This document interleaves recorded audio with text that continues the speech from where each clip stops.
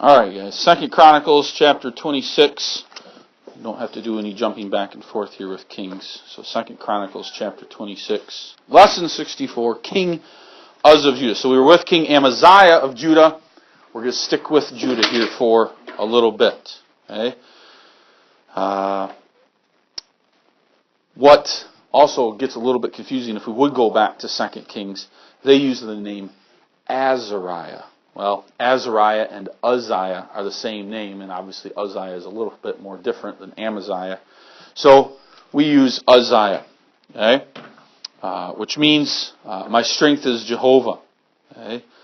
And we'll see how Jehovah was Uzziah's strength here. So 2 Chronicles chapter 26, the first few verses.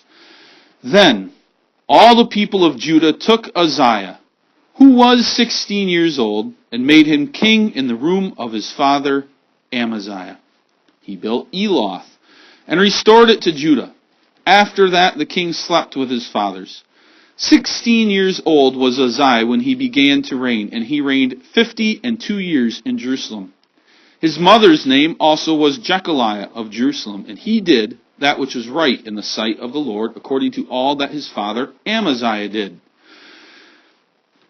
And he sought God in the days of Zechariah, who had understanding in the visions of God. And as long as he sought the Lord, God made him to prosper. And he went forth and warred against the Philistines, and brake down the wall of Gath, and the wall of Jabneh, and the wall of Ashdod, and built cities about Ashdod and among the Philistines. And God helped him against the Philistines, and against the Arabians that dwelt in Gur-baal, and the Mehunims. The Ammonites gave gifts to Uzziah, and his name spread abroad even to the entering in of Egypt, for he strengthened himself exceedingly. So Uzziah is rather young. It says there he's 16 years old when he began to reign. His father was very old, was 54. Okay. But maybe then that would not seem, if his father died at 54, that this would be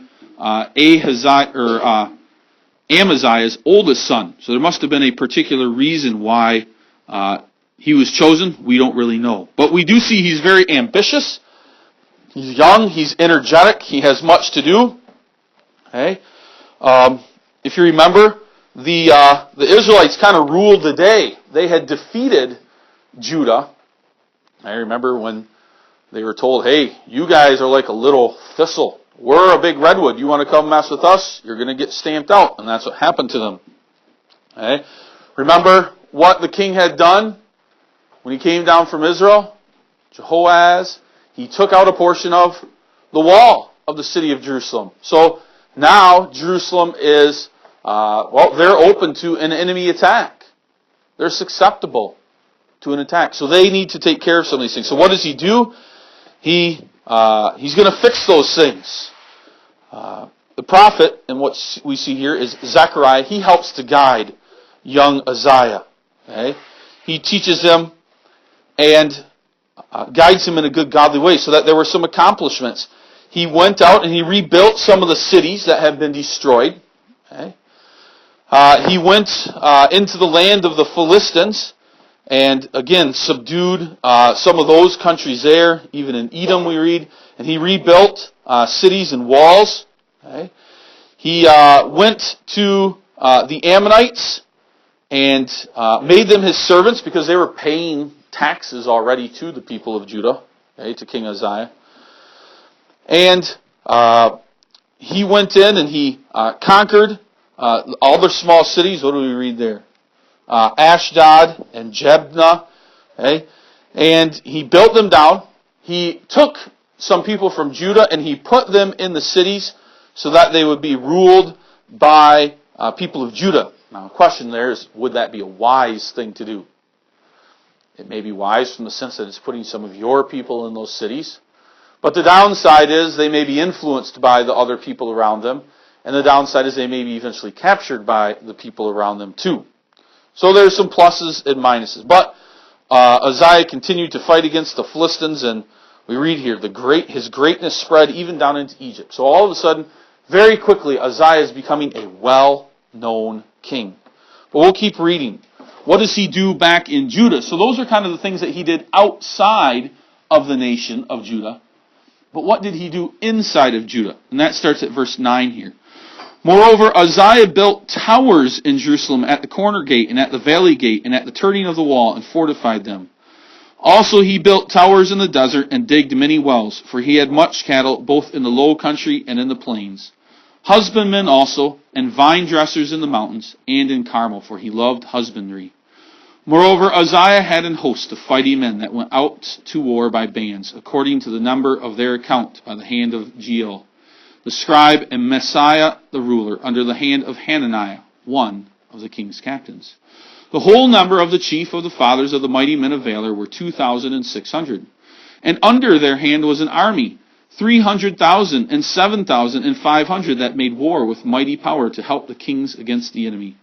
And Uzziah prepared for them throughout all the host shields and spears and helmets and habergeons and bows and slings to cast stones. And he made in Jerusalem engines invented by cunning men to be on the towers and upon the bulwarks, to shoot arrows and great stones withal. And his name spread far abroad, for he was marvelously helped, till he was strong. We see some impressive work here. Okay? He restores the wall of Jerusalem that had been broken down. He restores that. He builds towers in certain places along the walls for fortification, but also for men to look out to see the enemy coming, but also for men to then attack the enemy. If the enemy was approaching, they could shoot arrows out. They could throw down large boulders. We see the weaponry. What great weaponry. He's engines. Okay, not an engine like we think of a car engine, but it would be gears and wheels, so that maybe it would be something like a trebuchet or something like a catapult where you could wind it down with the gears. Those are the types of engines that we're discussing here. Okay? Or maybe some type of machinery that would cause great destruction to the enemy as they came. But he is a wise man, and there are other very cunning wise men who know how to make great weaponry. So he is fortifying this. Okay? He enlarged, we see, the pasture land there, so that they had more food for the animals to graze, but also obviously they would be able to grow more food as well. So they are growing richly. So Uzziah was interested in building military might, but he was also interested in agriculture, or everything that had to do with farming. Either growing more food, or also caring for animals. Okay? It gives them wealth. It says here, up in the mountains, on terraces and areas, he put vineyards to grow grapes. Okay? And in the flat places, he built even towers there we see in Carmel, so that now that tower could look out even further distance. So as the workers were out in the field, they could have watchmen up there looking out for the enemy coming. And obviously then they dug wells for their crops. So Israel is flourishing. They are doing well under the reign of King Uzziah. And here we even see that he was probably kind of a numbers person, a systematic, organized numbers person. Okay? He reorganized the army by setting up specific, we read their heads of groups. Okay? And he organizes them into numbers, and he numbers the soldiers so that the total number is 307,500 men. What does he do? He equips them with all the equipment they need. So he is ready to be a military force. He's also working out in the agriculture. There's one problem with a person like that sometimes. When they begin to work real hard and they begin to gain all of these great things, is they become very prideful. Verse 16. But when he was strong, his heart was lifted up to his destruction. For he transgressed against the Lord his God, and went into the temple of the Lord to burn incense upon the altar of incense. And Azariah the priest went in after him, and with the 80 priests of the Lord that were valiant men, and they withstood Uzziah the king, and said unto him, It appertaineth not unto thee, Uzziah, to burn incense unto the Lord, but to the priests, the son of Aaron, that are consecrated to burn incense. Go out of the sanctuary, for thou hast trespassed. Neither shall it be for thine honor from the Lord God. Too far there. Then Uzziah was wroth, and had a censer in his hand to burn incense. And while he was wroth with the priests, the leprosy even rose up, rose up in his forehead, and they thrust him out thence. Yea, himself hasted also to go out, because the Lord had smitten him. And Uzziah the king was a leper unto the day of his death, and dwelt in a several house, being a leper, for he was cut off from the house of the Lord. And Jotham his son was over the king's house, judging the people of the land. Now the rest of the acts of Uzziah, first and last, did Isaiah the prophet, the son of Amoz, write. So Uzziah slept with his fathers, and they buried him with his fathers in the field of the burial, which belonged to the kings. For they said, He is a leper. And Jotham his son reigned in his stead. So we've got some things there. He becomes filled with pride. He's become powerful. He's become important. He's become wealthy. And the pride leads to his destruction. Okay? He didn't want to just be king anymore. He now also wanted to be priest. So he wanted to go and take some of the coals off of the altar of burnt offering and bring them into the altar of incense, and then take the incense and pour it on top so that the sweet smelling savor would go to the Lord.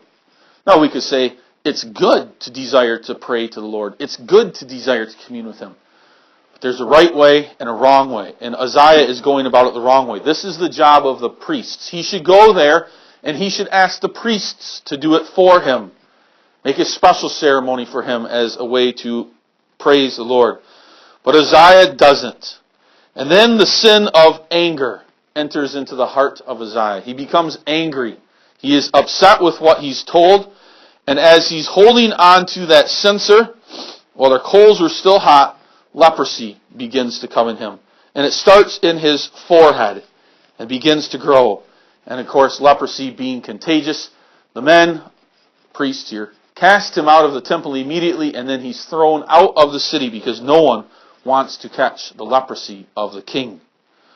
So here he was, well revered by the world, having done many great things in Judah, restored the cities and the walls, defeated some of the enemies, enlarged the lands around it for agricultural use, but yet he comes to a swift and quick end. Uzziah is thrown out of the city, and he lives the life of a leper until his death. Probably a few years later, maybe in months, we don't really know, but he had to live outside the city in a separate house. Well, what is Judah going to do? They aren't going to let the king rule from outside the city, being a leper in a house. So instead, Jotham, his son, is put onto the throne, and he becomes the new king. Okay? So, there are a couple of verses there that I said to look up. Proverbs 16, verse 18, and Proverbs 29, verse 23. And what do both of those verses, some of you are looking at them, what do those verses say? What's the point of those verses? What's the lesson that Uzziah should have learned from them? Kenton? Don't be proud of beauty. Yeah, pride goeth before the fall, we often say. Okay? Man's pride shall bring him low. Sinful, wicked pride is what brought Uzziah to his end. We ought to be careful of that too, that we don't become so proud that we think we can't listen to anybody or we don't need anybody's advice, that we go to others and listen to others and seek their wisdom too. So we'll see. Actually, we take a little jump here because at this time, well, we just read about Isaiah the prophet, a book much later in the Bible. But there was another prophet who was living at this time who's about to be called on at approximately this time that we'll study, and that's Jonah. So we'll be taking a look at the life of Jonah next, because he too is alive during this time in the history of Judah and Israel.